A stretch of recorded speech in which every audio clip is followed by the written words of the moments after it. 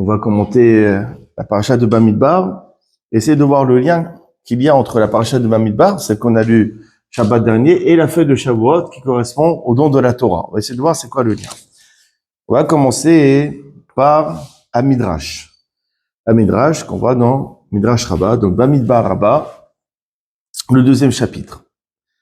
Il dit comme cela le Midrash, je vous lis, je vous le traduis. Besha'a au moment, Shenigra Akadosh Baruch Hu Har Sinai. Au moment où Akadosh Baruch Hu s'est dévoilé sur le mont Sinaï pour donner la Torah. Yardu Aimo sont descendus avec lui. Soit Akadosh Baruch Hu est descendu sur le mont Sinaï, mais n'est pas descendu seul. Il est descendu avec Kav Revavot Shem Malachim, avec 22 myriades d'anges, 22 fois 10 000, c'est-à-dire 220 000 anges. Imagine un peu que je Baruch Hu est descendu sur le mont Sinaï avec 220 000 anges. Chez les marques, comme est écrit, c'est un verset dans Télim, Rechav Elokim Rabotaim Alfei Shinan. Rechav Elokim Rabotaim Alfei Shinan. Vayur Kulam Asoïd de Galim. Et tous les anges, ils étaient formés en drapeau, en étendard. Il y avait différents étendards. Chez les marques, comme il est écrit dans le Cantique des Cantiques, Dagul Mervava. C'est quoi Dagul Mervava? Un étendard par myriade. C'est-à-dire que les myriades d'anges qui sont descendus étaient avec des drapeaux, des étendards. Kivan Shirotam Israël, Shem Asurim de Galim. Dès que le peuple d'Israël a vu tous ces anges qui étaient formés en étendard, Ithaïlou Mitavim de Galim. Ils ont désiré, eux aussi, avoir des étendards. Ils ont désiré avoir des drapeaux. Ils ont jalousé les anges. Et mais non, si on veut des drapeaux.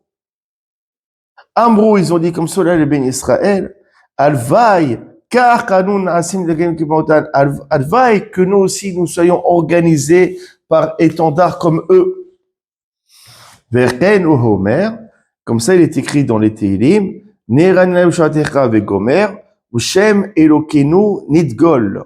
C'est quoi? C'est un passage dans Tehillim qui dit, et dans le nom de notre Dieu, Nidgol, on va se réjouir, on sera en allégresse. Mais Nidgol, c'est les mêmes lettres que Degel. C'est quoi? Un drapeau. Donc, Ushem Elokenu Nidgol, nous aussi nous voulons être organisés en drapeau. Alors, c'est un petit peu bizarre. Pourquoi est-ce qu'ils ont jalousé le fait d'avoir des drapeaux? Qu'est-ce que ça peut faire? Akadosh Baruch Hu, il leur a répondu, Manita vitem la asod galim. Qu'est-ce que vous avez désiré? Vous avez désiré qu'on fasse des drapeaux? Hayechem, je jure par votre vie, she'anim mali mishalotechem, que j'exaucerai votre demande. Il n'y a pas de problème. Je vais aussi vous organiser en drapeau. D'accord? Comme il est écrit à la suite de ce même Tehillim, c'est le Tehillim numéro 20, Malé Hachem, comme Mishelotecha Hachem, exaucera toutes tes demandes. C'est quoi ta demande? Des drapeaux? Tu vas avoir des drapeaux. Miyad, immédiatement, Otia Akash Baruch Hu Otam l'Israël, Bamar le Moshe, Akadosh Baruch Hu a fait savoir au peuple d'Israël, en disant à Moshe, l'air va, assez Otam de Galim, Kemosh Netavu. Organise-les sous des étendards comme ils ont désiré. Et vous voyez, dans la paracha de Bamidbar, il y a un grand paragraphe qui ne traite que de cela, d'accord? À savoir comment ils étaient organisés sur les drapeaux. Ok. Bon, mignon le Midrash. Attends, on comprend pas le lien qu'il y a entre les drapeaux et le don de la Torah. Akadosh Baruch Hu, il est descendu sur le mont Sinaï pour leur donner la Torah. Et qu'est-ce qu'ils ont désiré, les bénis Israël? Les drapeaux. Quel est le rapport entre les drapeaux et le don de la Torah? C'est le sujet du shiur, c'est le sujet du cours. Pour cela, il faut voir à Midrash. Midrash, Yalkut Shimoni. Ce Midrash, il va s'efforcer à expliquer le lien qu'il y a entre la fin du livre de Vaïkra et le début du livre de Bamidbar. Par quoi se termine le livre de Vaïkra, donc le Lévitique? Il y a marqué comme cela, le dernier verset. Et les mitzvot asher siba Hashem et Moshe ben Israël ber Sinaï. Voici les commandements que l'Éternel ordonna à Moshe, aux enfants d'Israël, sur le mont Sinaï. Sur le mont Sinaï, on parle de quoi? Du don de la Torah. Donc le livre de Vaïkra, le livre de Lévitique, se termine en traitant du don de la Torah, en traitant de l'épisode du mont Sinaï. Et la paracha de Bamidbar, le livre des nombres, le 4e livre, il commence par quoi? Il commence par le dénombrement des enfants d'Israël. D'accord? On voit chaque tribu, combien il y avait d'hommes plus de 20 ans. Et la paracha, elle rentre vraiment dans les détails, etc. D'accord? Il y a marqué, c'est où est Rosh Kolada ben Israël, compter la tête de toute assemblée des enfants d'Israël, les Mishpachotam, les Bet Avotam, en fonction de leur famille et de leur maison paternelle. Donc, quel est le lien entre la fin du livre de Vaïkra, où on parle du mont Sinaï, du don de la Torah, et du dénombrement des familles du peuple d'Israël, qui est traité dans le début du livre de Bamidbar. Alors, je vous dis ce qu'il dit le Midrash. On l'avait déjà vu dans des cours précédents. Besha'a shekiblu Israël ta Torah, au moment où le peuple d'Israël a reçu la Torah, nitkaneu mot ha'olam bahen, les nations du monde ont été pris de jalousie. Mara ou les karayoter menaomot, en quoi ils ont mérité d'être rapprochés, ce peuple-ci, plus que les autres nations? C'est le début de l'antisémitisme. L'antisémitisme a commencé à partir du don de la Torah. D'ailleurs, la Torah a été donnée où? Sur le mont Sinaï. Sinaï, ça vient du mot Sina, la haine. Dès qu'il y a eu Sinaï, le don de la Torah, c'est le début de la Sina, de la haine contre les Juifs.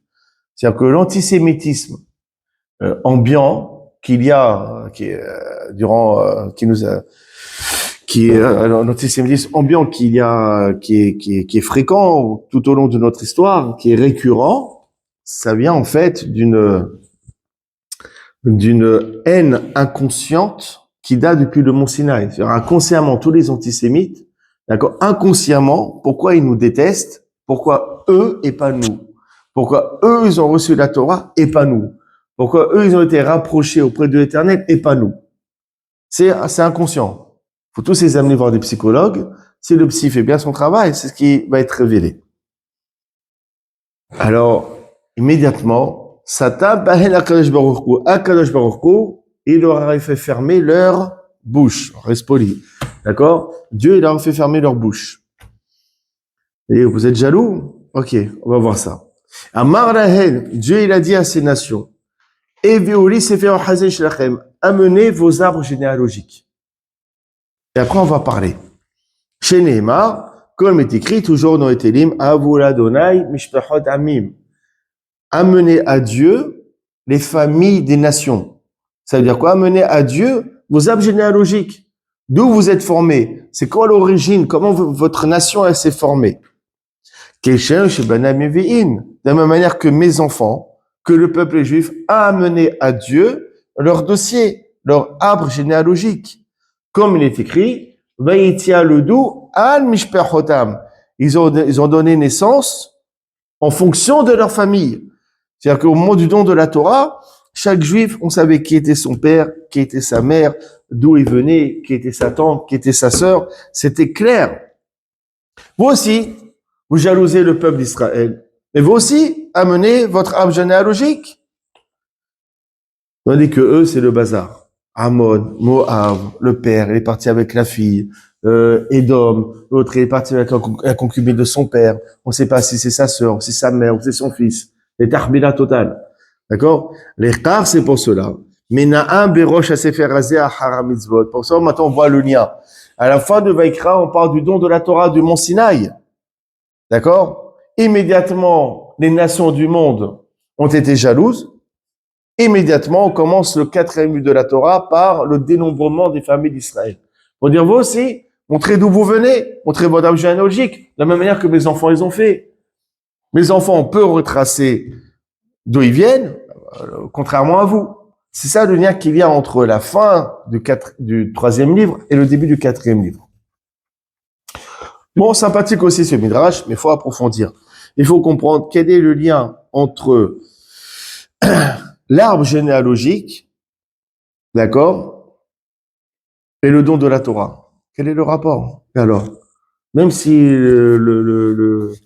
la personne en question qui est désireuse d'apprendre la Torah vient d'une origine un petit peu abstraite, bah, il est où le problème? S'il est sincère dans sa démarche, lui, il n'a pas choisi d'où il venait. D'accord?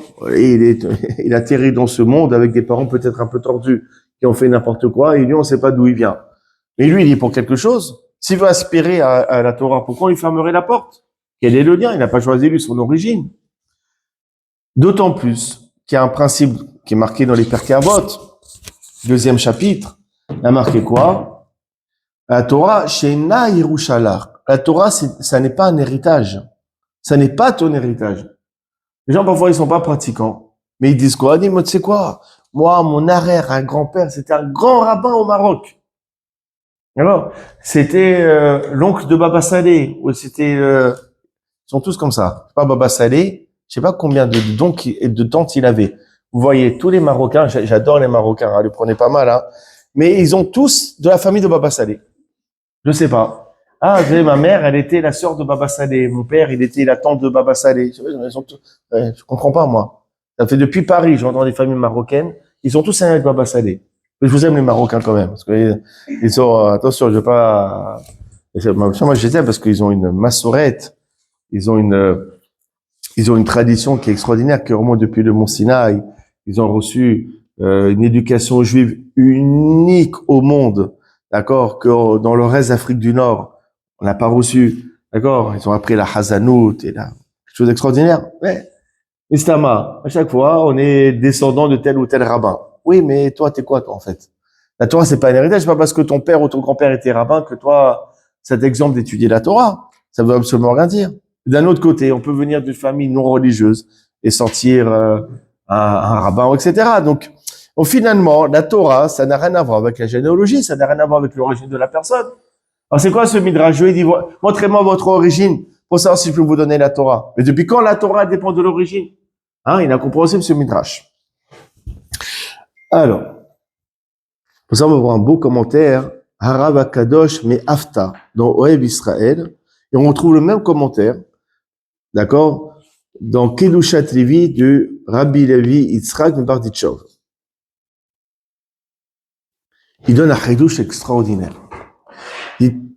On connaissait ça déjà au niveau de Adam Arishon, que toutes les âmes, elles étaient dans le corps de Adam Arishon, du premier homme. Mais là, il explique que toutes les neshamot, elles étaient incluses dans Avram Avinu. Ça, c'est chidush. Dans Avram Avinu, vous avez toutes les neshamot d'Israël. On était tous dans le corps de Avram Avinu. Au moment où Avram il accomplissait le mitzvah, à ce moment-ci, nous étions et nous faisions partie intégrante de Avram Avinu. Ils disent comme cela dans les mots du Oav Israël, Kol Israël ayur kelonim b'marshavato u'mocho shel Avram. Tout Israël, tout le peuple juif était inclus dans la pensée et dans le cerveau de Avram. Ça veut dire quoi? Lorsque Avram Avinu il accomplissait une mitzvah, qu'elle soit selon la Torah ou selon Hachamim, parce qu'on verra que Avram Avinu il accomplissait toutes les mitzvot, même celles de nos maîtres. Pourtant, c'est avant le don de la Torah, c'est avant même la naissance de Hachamim. Malgré cela, il accomplissait déjà toute la mitzvah. Lorsqu'il accomplissait la mitzvah, il accomplissait Beshem Kol Israël, au nom de tout le peuple d'Israël. C'est-à-dire quoi? Il avait la kavana, l'iskot et kol, l'iskot et kol Israël. Il avait la kavana, l'attention, de donner de mérite à tout le peuple d'Israël. Et il avait la kavana, l'attention que chaque juif aurait une part dans la mitzvah qu'il est en train d'accomplir. Abraham Avinu, il allumait les bougies de Shabbat. Avant d'allumer, il faisait les cheveux comme Israël. Je le fais pour que chaque juif qui va exister tout au long de son histoire ait une part dans la mitzvah que je suis en train d'accomplir. C'est de cette manière-ci que nous sommes tous inclus dans Abraham Avinu. C'est-à-dire que nous sommes tous inclus dans les mitzvot que Abraham Avinu a accomplis. On a tous un sarka, une récompense, une part dans les bonnes actions qu'avait fait Abraham Avinu. Ça veut dire quoi? Vous savez, nous les juifs, j'ai dit plusieurs fois, c'est très dur d'être juif. Très dur d'être juif. Demandez à dire à un non-juif, d'accord, combien d'heures on prie par jour? D'abord, tu leur dis on prie 3 fois par jour. 3 fois? Combien? Ça dure combien? 5 minutes? Ah non, non, c'est au moins 1 heure le matin. Rosh Chodesh, combien? 1h30. Shabbat, 3 heures. Rosh Hashanah, 5 heures. Qui pour toute la journée? Il y a quoi? Oui, on peut se il y a des prières l'après-midi. Il y a Mincha, c'est aussi une demi-heure. Vous passez votre vie à prier. Mais attends, c'est pas fini. Avant de manger, on fait Birkat Amazon, ça prend 5 minutes. Avant de boire aussi, on fait une prière. On peut pas manger ce qu'on veut. Et Shabbat, on peut pas allumer la lumière, mais on fait des trucs de fou en fait. En fait, on est des guerriers. On est des guerriers. C'est vrai que c'est impossible. On voit tout ce qu'on accomplit, humainement parlant, c'est quelque chose de gigantesque, quelque chose de ahurissant. Pourtant, pour nous, ça nous paraît normal. Oui ou non? On le vit pas comme une charge. C'est normal de prier, de venir à la synagogue, rester 3 heures le samedi, mettre tes filines. On le vit pas comme une charge. Comment ça se fait? Et parce que, et la réponse, elle est là-dedans. Étant donné que Abraham Avinu, il nous a inclus dans ses commandements, il nous a inclus dans ses mitzvot, par conséquent, dans chacun de nous, nous avons déjà, dans notre ADN, ce potentiel d'accomplir Torah et mitzvot. Et donc, lorsqu'on réalise Torah et mitzvot, on ne fait que mettre en œuvre, on ne fait que réaliser ce qui fait partie de nous. On ne fait que réaliser notre potentiel. À Botaï, c'est extraordinaire. C'est que si Abraham Avinu ne nous avait pas inclus par ses mitzvot, jamais on n'aurait pu pratiquer comme on pratique aujourd'hui. Ça aurait été quelque chose d'inabordable. On n'aurait pas pu le faire. On n'aurait pas eu les ressources pour accomplir tout cela. Si on arrive à le faire de manière aussi naturelle, c'est parce que Abraham Avinu nous inclut dans ses commandements. Et que en nous, on avait déjà ce potentiel. Tout ce qu'on doit à Abraham Avinu, c'est quelque chose de nifla.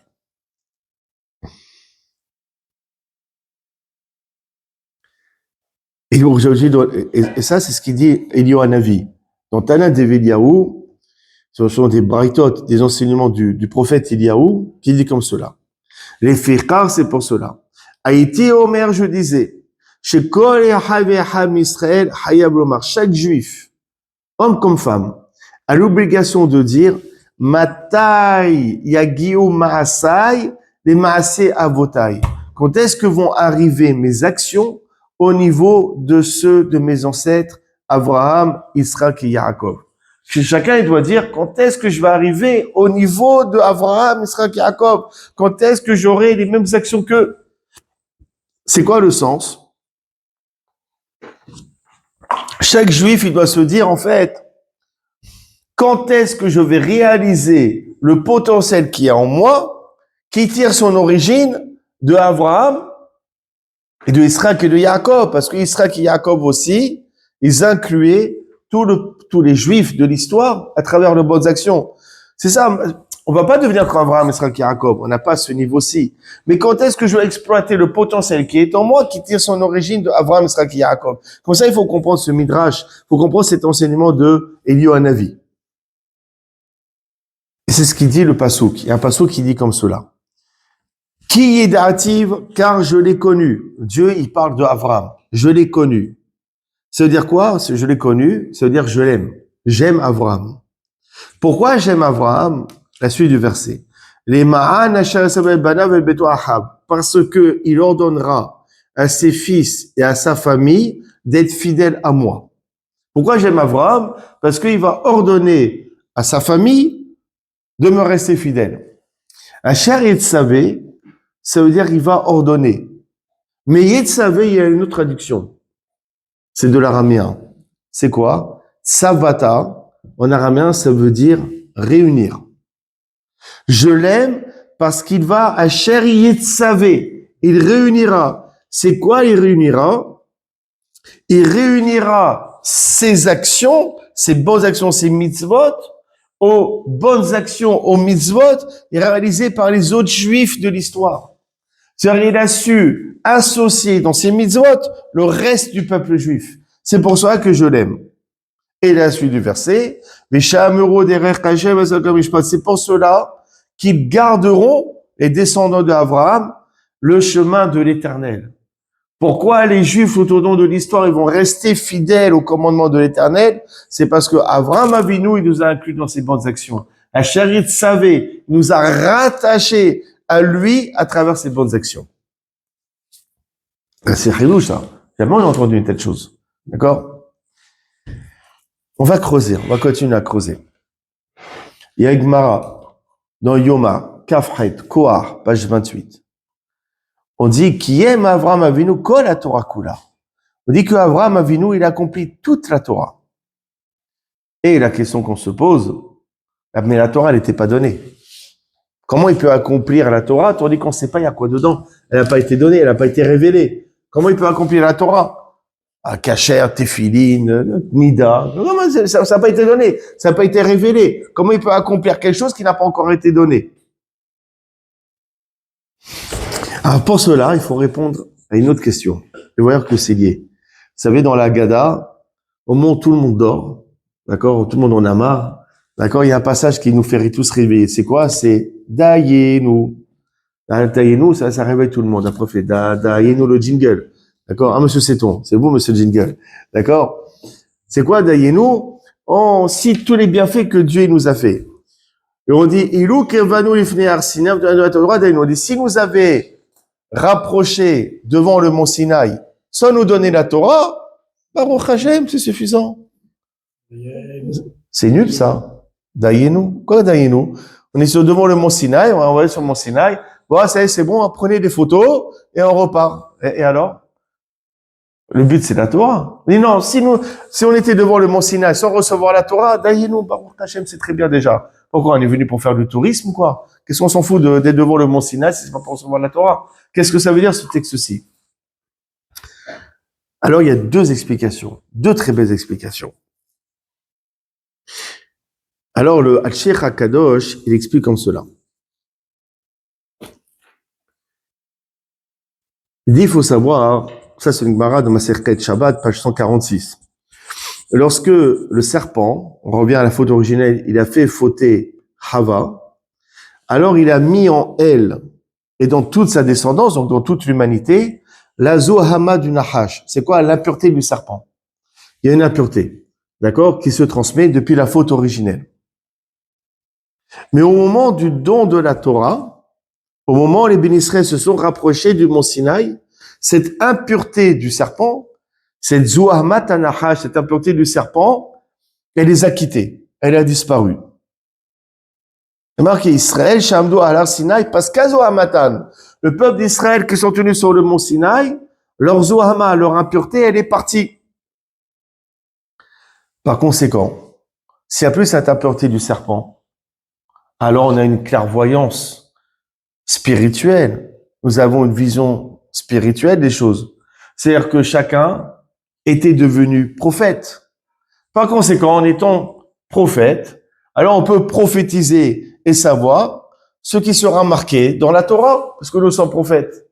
C'est ça ce que veut dire dans la Haggadah. Si on serait rapproché sur le mont Sinaï, même sans recevoir la Torah, ça nous aurait suffi.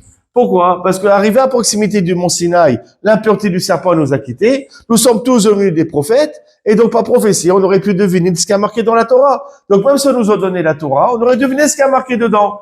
Donc daillez-nous. Pas mal ou pas? Il y a une autre explication. Et ça, on va utiliser des enseignements qu'on avait déjà vus.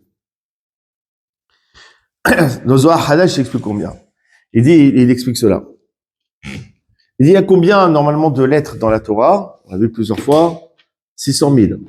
600 000. Et il y a combien de neshamot, d'âmes du peuple juif? Il y en a 600 000.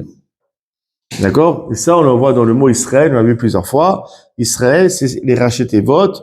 Yesh, Shishim, Ribo, Tiot, Torah. Ok, on l'a déjà vu 1 milliard de fois. Ok. Et qu'est-ce qu'on a dit? Pourquoi il y a 600 000 Am, qui correspondent aux 600 000 lettres de la Torah, parce que chaque juif, il est relié à une lettre de la Torah. Chaque juif, il est relié à une lettre de la Torah. D'accord. Maintenant, au moment du don de la Torah, quand les bénis Israël, ils ont campé devant le mont Sinaï, il y a marqué Vayahan Sham Israël. Le peuple d'Israël a campé. Normalement, on aurait dû dire au pluriel. Vayahanu, ils ont campé. On a utilisé le singulier. Il a campé. Pourquoi? Parce qu'à ce moment-ci, il y avait une ardoute. Il y avait une unité au sein du peuple d'Israël. Qui shehad belvehal, comme il dit Rashi. Comme un seul homme, comme un seul cœur. Donc maintenant, on comprend. Étant donné que chaque juif, il représente une lettre de la Torah, alors étant donné qu'à ce moment-ci, sur le mont Sinaï, ils étaient tous réunis, donc par conséquent, par leur union, ils regroupaient les 600 000 lettres de la Torah. Donc par leur union, ils avaient déjà reçu la Torah avant même qu'elle soit donnée physiquement, avant même qu'elle soit donnée réellement. Et c'est ça ce qu'on dit dans la Gada. Si nous avions rapproché sur le mont Sinaï sans donner la Torah, ça nous aurait suffi. Pourquoi? Parce que au moment du campement devant le mont Sinaï, nous étions 600 000 juifs réunis comme un seul homme, comme un seul cœur. Et chaque juif, il correspond à une lettre de la Torah. Donc par notre union, nous avons formé déjà les 600 000 lettres de la Torah. Par notre union, on avait déjà la Torah. Donc même si vous n'avez pas donné la Torah, ça nous aurait été suffisant.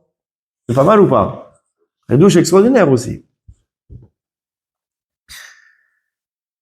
Et justement, je reviens à un commentaire extraordinaire aussi. Je l'ai partagé avec ma fille tout à l'heure parce que j'ai failli tomber de ma chaise quand je l'ai lu. C'est un des plus beaux commentaires que j'ai lu.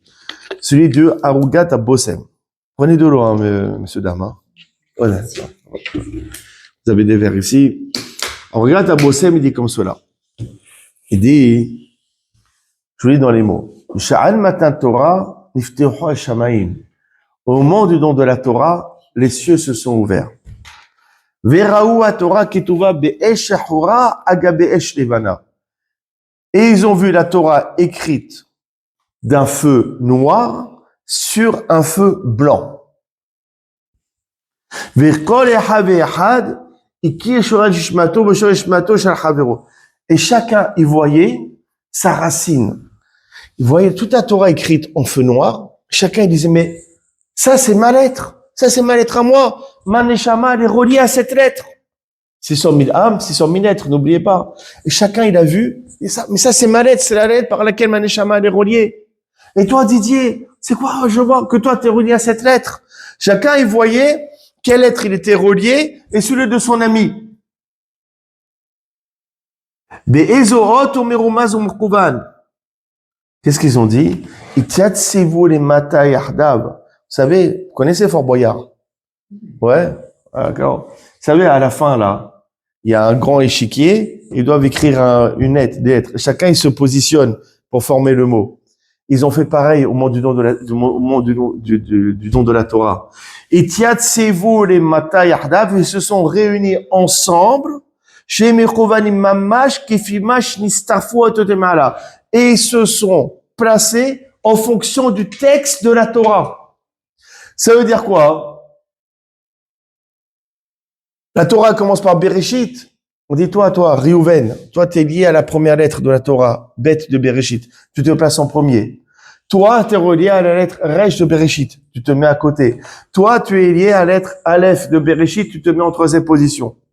Ça veut dire quoi? Ils ont réorganisé, se sont positionnés en fonction du texte de la Torah. Chacun en fonction de la lettre qu'il était relié. C'est quelque chose qui est incroyable. D'accord? Et donc ça veut dire quoi? C'est ce qu'il dit le verset. Ve'kol ha'am ro'im et hakolot. Il y a marqué que tout le peuple ont vu les sons. On ne peut pas voir les sons. Les sons, ça s'entend, ça se voit pas. En fait, non. C'est quoi? Ils ont vu les sons. Ils ont vu chacun auprès de quelle lettre ils étaient reliés. Et qu'est-ce qu'il y a marqué? Immédiatement. Ils se sont positionnés. En fonction de ce qu'ils ont vu, ils se sont positionnés. C'est-à-dire qu'ils ont reproduit le texte de la Torah en fonction de chacun quelle lettre il était relié. comme les défilés qu'ils font en Corée du Nord. Vous savez, quand ils marchent comme ça, là, vous avez le drapeau qui est reconstitué. Ben, c'est pareil. Par notre positionnement, on a reconstitué le texte de la Torah. Depuis Bereshit jusqu'à une école Israël, jusqu'à la fin du Sefer Torah. Quelque chose qui est incroyable. C'est nifla. Et donc, maintenant, on comprend quelque chose d'extraordinaire. Comment Abraham Avinu, on va répondre à cette question, comment Abraham Avinu, il a pu accomplir toute la Torah? Tu as dit que la Torah, elle n'a pas été donnée. Eh ben, c'est facile, c'est facile. Étant donné que Abraham Avinu, il voulait englober tous les bénis Israël en lui.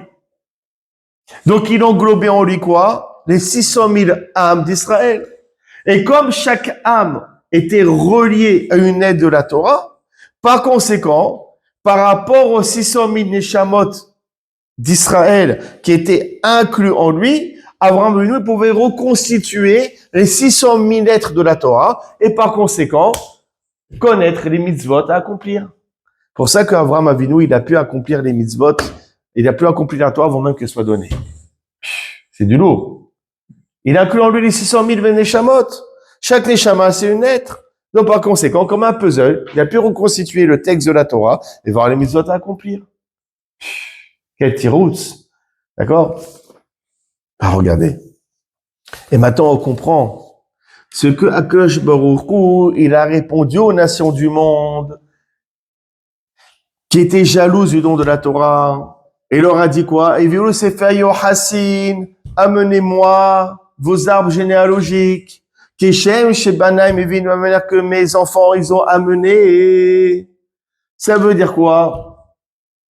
Il a dit à Akadosh Baruch Hu, aux nations du monde, vous voulez recevoir la Torah, mais c'est très dur d'être juif. C'est très dur d'être pratiquant. Humainement, c'est impossible. Toute cette pratique, c'est impossible. C'est quelque chose qui est trop lourd. Le judaïsme, c'est quelque chose qui est impraticable. Alors pourquoi tu le donnes au peuple d'Israël? Un peuple d'Israël, c'est différent. Étant donné que les 600 000 âmes du peuple d'Israël étaient dans Abraham Avinu, et que Abraham Avinu, il a commencé à accomplir les mitzvot, alors eux, ils ont déjà cette capacité dans leur ADN. Eux, ils ont ce potentiel de pratiquer Torah mitzvot. Chose que vous n'avez pas. C'est pour ça que la Torah, je leur donne à eux et pas à vous. Maintenant, on a la réponse à ce qu'on avait posé à la question du début du cours. Nifla, Nora Verium. D'accord? Maintenant, on comprend également aussi quelque chose d'extraordinaire.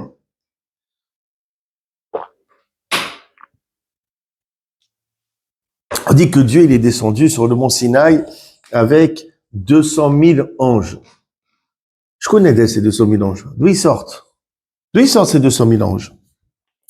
Ces 200 000 anges, ils viennent justement des mitzvot que Abraham, Israël, Yaakov ont accompli. À chaque fois qu'on accomplit une mitzvah, on crée un ange. Et ces 220 000 anges, d'accord, ils proviennent justement des bonnes actions des patriarches, de Abraham, Israël et Yaakov. Pourquoi 22 000? Parce qu'il y a combien de lettres dans l'alphabet? Il y en a 22. Donc ça provient des 22 lettres de la Torah qui a été réalisée par Abraham, Israël et Yaakov. Pour dire quoi? Lorsque Dieu vient pour donner la Torah, on va dire quoi? Dieu, cette Torah, elle est impossible à pratiquer, elle est irréalisable. C'est trop de commandements. On n'arrivera jamais. Alors Dieu, il a fait descendre avec lui les 22 000 anges qui proviennent des bonnes actions de Abraham, Israël et Yaakov. Pour dire, ne vous inquiétez pas. Vous êtes descendants de ces trois patriarches-ci. D'accord? Donc vous avez en vous ce potentiel. Donc vous pouvez accomplir la Torah. N'ayez pas de crainte en pensant que c'est irréalisable. D'accord? Vous avez un beau commentaire de Oev Israël qui dit comme cela. Il commente un midrash qui dit comme cela. Non, pardon. Il commente un pasouk.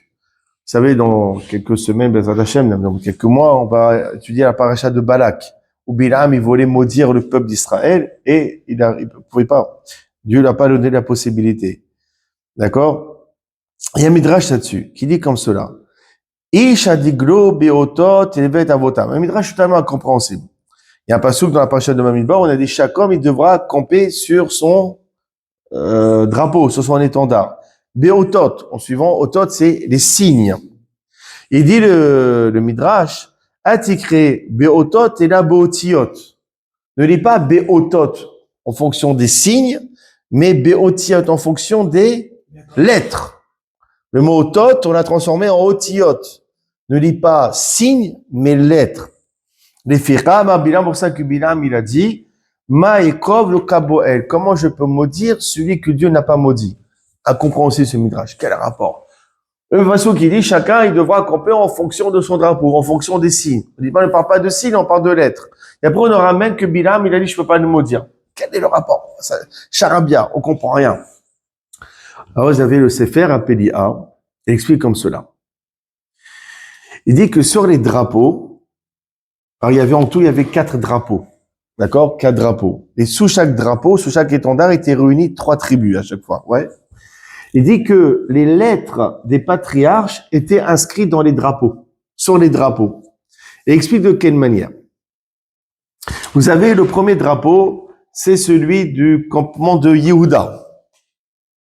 La tribu de Juda, Yehuda.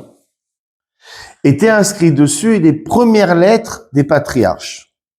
Donc, il y avait quoi? Tu prends la première lettre, c'est quoi? Avraham, il y avait marqué le Aleph. Yitzhak, première lettre, Yud. Yaakov, première lettre, le Yud. C'est-à-dire que sur le drapeau de Yehuda, il y avait marqué Aleph, Yud, Yud. Ok. Deuxième étendard, c'est celui de Réhouven. Là a été écrit les deuxièmes lettres des patriarches. Donc, Avraham, il y avait quoi? Il y avait le Bet. Notez bien parce qu'après on va faire un truc qui sera sympathique. Le Bet. Yitzhak, deuxième lettre, c'est le Sadi. Et Yaakov, deuxième lettre, c'est le Aïn. C'est-à-dire que sur le drapeau de Reuven, il y avait marqué Bet Sadik Al-Aïn. Betsa. Troisième campement, troisième drapeau, c'est celui de Ephraïm. Étaient inscrits les troisièmes lettres de chaque patriarche. Donc, Avraham, la troisième lettre, c'est quoi? Resh. Yitzhak, troisième lettre, c'est le Het. Yaakov, la troisième lettre, c'est le Kouf. Donc, sur la bannière de Ephraïm, il y avait marqué les lettres Rahak. Resh, Het, Kouf. Ok. Maintenant, le dernier drapeau, celui de Dan, sont marquées les dernières lettres des patriarches. Dernière lettre des patriarches, Avraham, la dernière lettre, c'est quoi? Mais Yitzhak, la dernière lettre, c'est le Kouf. Yaakov, la dernière lettre, c'est le Bet. Donc, il était écrit sur la bannière de Ephraïm, même Kouf Bet. Il y a une lettre qui se retrouve sur le carreau qu'on n'a pas exploité. C'est laquelle? Le He de Avraham. Le He de Avraham, il apparaît d'une part. Oui ou non? Abraham, son He. Ouais. Et ben, le He de Avraham, il y a un manquement. Il devient quoi ce He? Et on l'a pas noté. On l'a pas écrit sur aucun des drapeaux. Alors, il explique là-bas, dans Sefer Apélia, que ce He, c'est ce He qui a fait que Bilam, lorsqu'il a voulu nous maudire, il pouvait pas y arriver. Pourquoi? On va expliquer après. Il explique toujours dans Sefer Apélia que ce He, la lettre He, Hamsha, c'est le 5 chez les Tunisiens. Le He, c'est une ségoula pour la parnassa et avoir des enfants. Comme il y a marqué, un pasouk, He lachem zera. He, la lettre He, pour vous, vous aurez, d'accord, zera. C'est quoi zera? Zera, c'est la semence. Donc c'est la parnassa. Et aussi, zera, c'est la descendance. Maintenant, il y a une question qu'on se pose là. On va refaire un petit peu là tout le chamboulement là des lettres. Qu'est-ce qu'on a dit? On dit que dans le dernier drapeau de Ephraïm, qu'est-ce qu'on a fait? On a pris les dernières lettres. Pourquoi on a pris les dernières lettres? En prenant les dernières lettres, qu'est-ce qu'on a fait? On a dit Avraham, on prend le même. Après Yitzhak, le Kouf, Yaakov, le Bet. Ouais. Et pourquoi on fait pas les quatrièmes lettres? C'est pas mieux? Imagine, on fait les quatrièmes lettres. On change tout. Avraham, quatrième lettre de Avraham, c'est le He. Quatrième lettre de Yitzhak, c'est la dernière, c'est le Kouf, parce qu'il n'y a que 4 lettres. Yaakov, la quatrième lettre, c'est Bet. D'accord? Et donc, ça aurait fait quoi? Ça aurait fait He, Kouf, Bet. He, Kouf, Bet, c'est quoi? Ça forme le mot Kabo. C'est quoi Kabo? Ça veut dire maudire. Dieu ne voulait pas que le mot Kabo, maudire, il apparaisse sur une bannière. Alors, dans la quatrième bannière, on n'a pas dit qu'on va prendre des quatrièmes lettres. Parce que si tu prends les quatrièmes lettres, tu vas utiliser effectivement le He de Abraham, mais ça va former le mot Kabo, maudire. Alors Dieu, il a dit, on va pas utiliser les quatrièmes lettres. On va utiliser les dernières lettres. Abraham, même, après Kouf, Bet, et comme ça, le mot maudire, il apparaît pas. Et c'est ce qu'il a dit, Bilam. Et qu'est-ce qu'il a dit? Maekov, lo Kabo el. Comment je vais maudire celui que Dieu, il n'a pas maudit? C'est quoi? Lo Kabo el. Dieu, il n'a pas voulu que le mot Kabo, maudire, il apparaît sur l'une des bannières. Comment tu veux que moi je les maudisse? Extraordinaire ce commentaire. Hein? D'accord? Et maintenant, on va terminer là-dessus.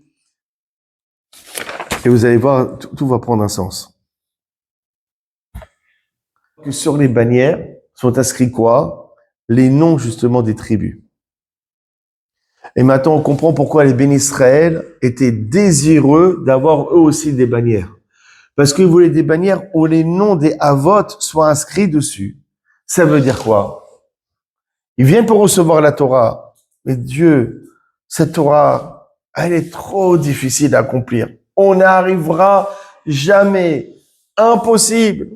Alors Dieu, il fait descendre 22 000 anges qui ont été créés par les 22 lettres de la Torah qui a été accomplie par Avraham, Yitzhak, Yaakov.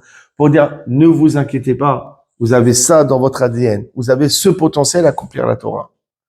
Ah, mais Akash Baruch Hu, donne-nous un signe, donne-nous une force qui fait que constamment on va se rappeler qu'on a cette force qui attire son origine de Avraham, Yitzhak, Yaakov. Il dit, vous savez quoi? Ça va être quoi le signe? Ça va être des bannières.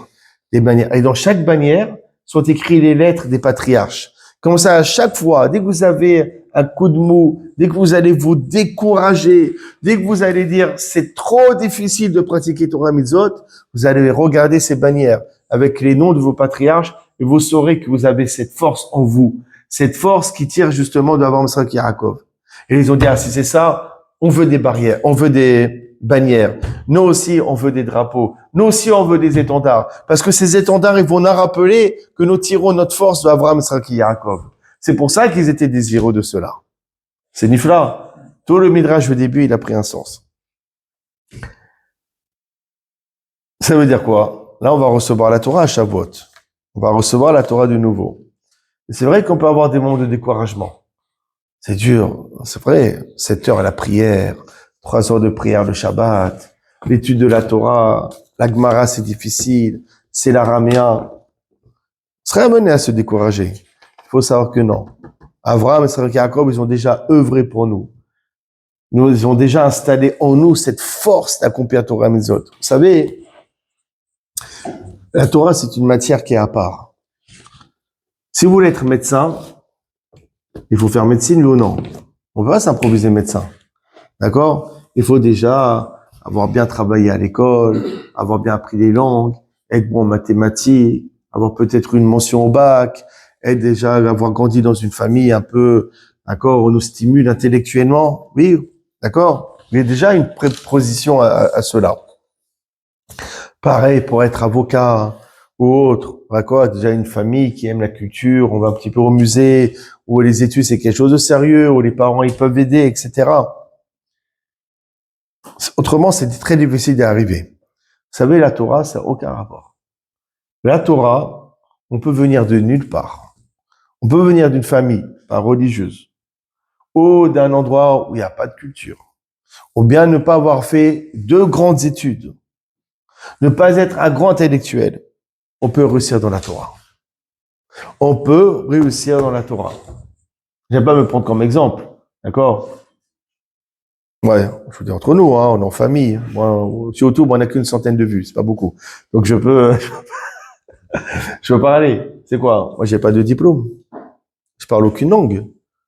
Même l'anglais, je parle très mal. D'accord? On va dire, j'ai pas un bagage culturel ahurissant. D'accord? Comparé à d'autres personnes. Mais Baruch Hashem. Je sais pas comment. Je pourrais pas vous dire comment. Hein. Je vois une Gemara, je sais lire, traduire, expliquer. Vous me donnez un Bet Yosef, je sais lire, traduire, expliquer. Vous me donnez un Mishnah Berurah, un Shulchan Aruch. D'où j'ai appris tout cela, moi? Je pourrais pas vous expliquer comment ça m'est venu, hein. Enfin, le premier surprise, c'est moi. C'est quoi? C'est que la Torah, quand on a la volonté, Dieu nous donne la Torah. Dieu nous donne la Torah comme cadeau. Peu importe le bagage intellectuel, peu importe l'éducation, peu importe l'environnement dont on a grandi, peu importe nos origines. La Torah, pour celui qui l'aime, celui qui veut, celui qui travaille, celui qui a envie, on lui donne.